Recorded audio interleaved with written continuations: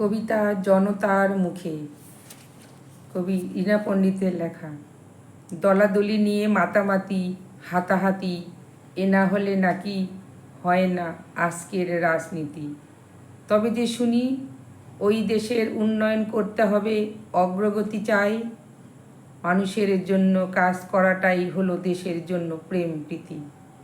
কর্মের অধিকার চাই সবার, বাঁচার উপায় নাই, কলকারখানা এসব চাই রাজার অনুগ্রহ। কোথায় গেল এসব কথা, কেউ কি বলতে পারবে ওসব আজও বেঁচে আছে কি না? তবে সর্বত্র দেখি গরিবের প্রাণ আজ খুব ভয়াবহ, ভীষণ দুঃসহ।